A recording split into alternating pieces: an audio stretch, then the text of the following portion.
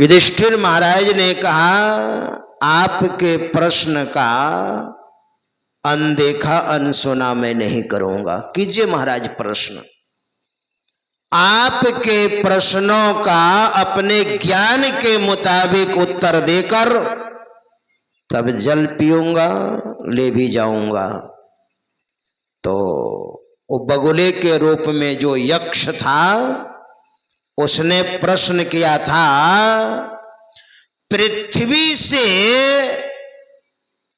भारी क्या है?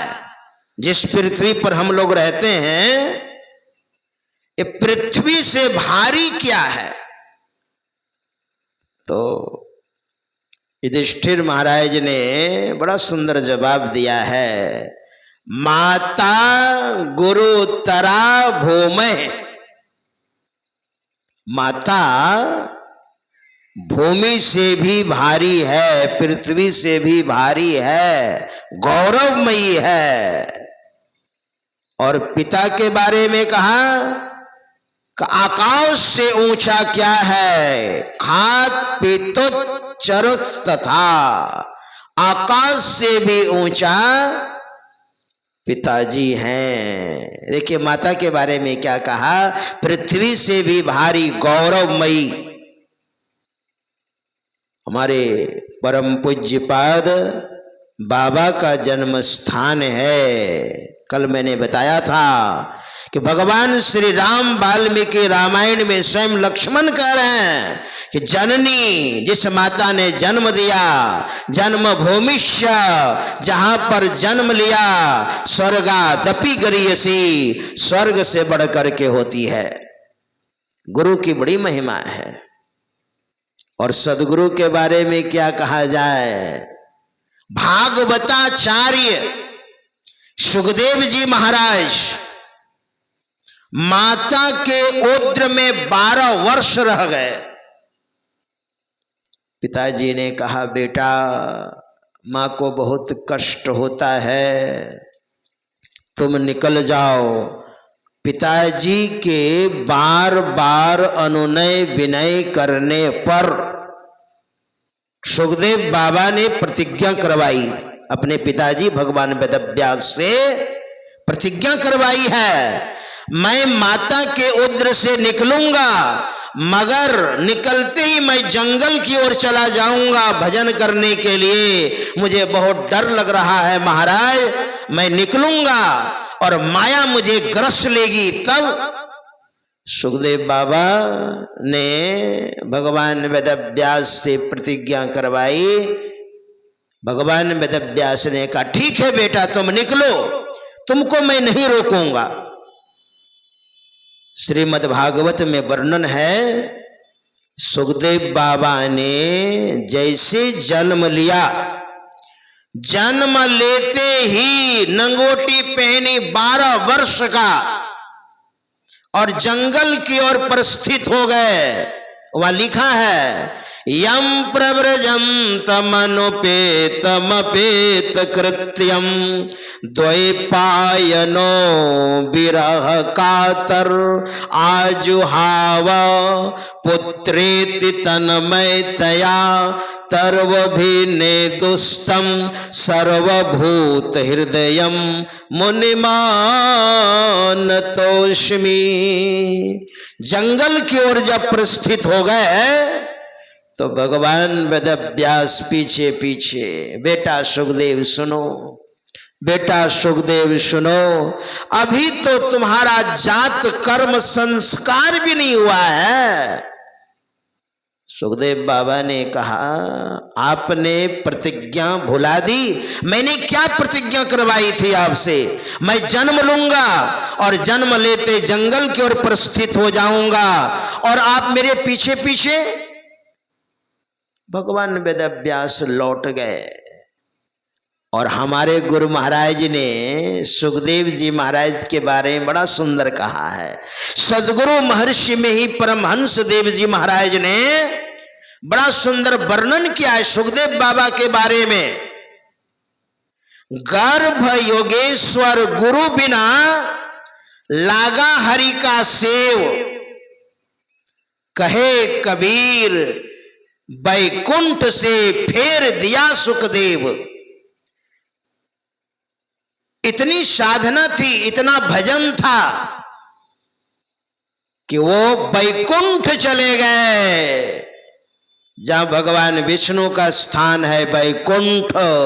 लेकिन गुरु नहीं, जन्म लेते जंगल चले गए। गुरु कहां? बैकुंठ से वापस कर दिया। हमारे गुरुदेव ने अपने प्रवचन में कहा है, मैंने पढ़ा है, सुखदेव बाबा को बैकुंठ से वापस कर दिया।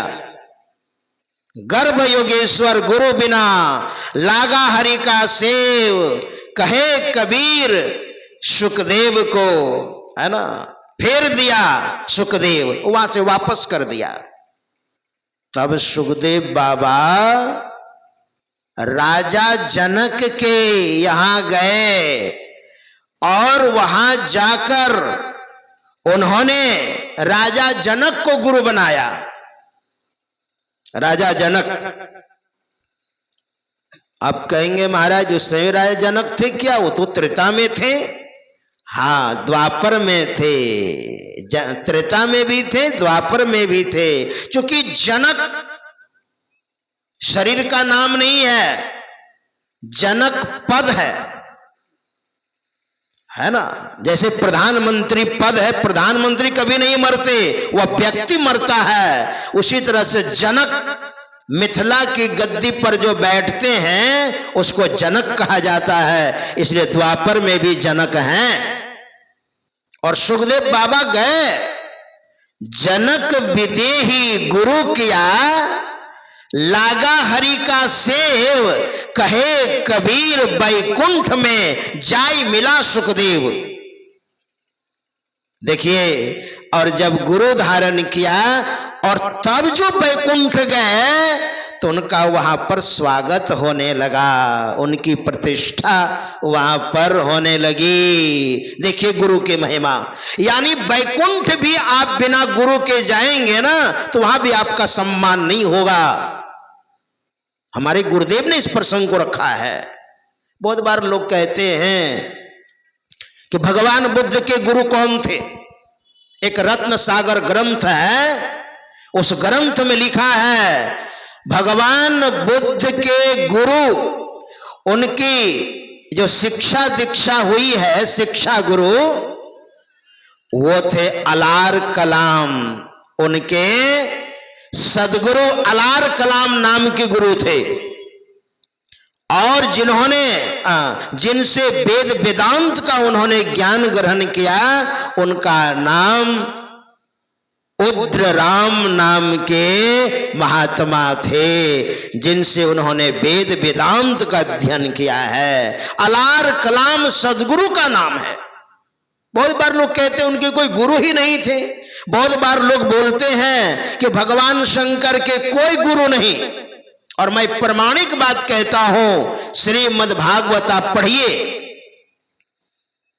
भगवान ब्रह्मा जी के 10 मानस पुत्र हुए। मरीचिर त्रंगी रसो पुलस्त्य पुलह कृतो भृगुर वशिष्ठ दक्षश्च दशमस्तत्र नारदः। मरीचि अत्रि अंगिरा पुलस्त्य पुलह कृतो भृगु वशिष्ठ दक्ष, ये 10 मानस पुत्र हुए। उसमें मरीचि अत्रि अंगिरा, ये तीसरे नंबर के जो मानस पुत्र हुए वो भगवान शंकर के गुरु थे। अंगिरा के अपने पुत्र देवताओं के गुरु बृहस्पति जी महाराज और भगवान शंकर दोनों अंगिरा ऋषि के यहां विद्याध्ययन करते थे। अब पढ़िए श्रीमद् भागवत। कहते हैं भोले बाबा की कोई गुरु नहीं, और भोले बाबा के सदगुरु थे कुंभज ऋषि। रामायण आप पढ़िए। एक बार त्रेता जुग माही शंभु गए कुंभज ऋषि पाही। संग सती जग जननी भवानी पूजे ऋषि अखिलेश्वर जानी, राम कथा मुनि बरिय बखानी, सुनी महेश परम सुख मानी। कुंभज ऋषि का ही नाम अगस्त्य ऋषि है। भोले बाबा बार बार जाते थे, सत्संग सुनते थे। कुंभज ऋषि, अगस्त्य ऋषि भोले बाबा के सदगुरु थे। और अंगिरा ऋषि शिक्षा दीक्षा यानी विद्याध्ययन करवाए थे, यानी वेद वेदांत के गुरु थे अंगिरा ऋषि। इसलिए जीवन में सदगुरु 7 प्रकार के गुरु है। संत कबीर साहब ने कहा, प्रथम गुरु है माता पिता, रज बिरज का सोई दाता। दूसर गुरु है मन की धाई, गिरह बास की बंद छुड़ाई। वो दाई है ना, नर्स जो साफ सुथरा करती है, उनको दूसरा गुरु कहा है। दूसर गुरु है मन की धाई, गिरह बास की बंद छुड़ाई। तीसर गुरु जिन धरिया नामा, लैले नाम पुकारे गामा। और चौथा गुरु जिन शिक्षा दीन्हा, जग व्यवहार सबे तब चीन्हा। पंचम गुरु जिन वैष्णव कीन्हा, राम नाम का सुमिरन दीन्हा। छठा गुरु जिन भरम गर तोड़ा, दुविधा मेटी एक से जोड़ा। कबीर 7 गुरु संसार में, सेवक सब संसार। और सतगुरु सोई जानिए जो भवजल उतारे पार। तो प्रथम गुरु माता पिता और अंतिम 7वें गुरु सदगुरु है। दोनों की जरूरत है। अगर माता पिता नहीं होते तो शरीर नहीं मिलता, और शरीर नहीं मिलता तो फिर सदगुरु कहां से होते, फिर अपना कल्याण कैसे होता। श्री सदगुरु महाराज जी की जय। श्री सदगुरु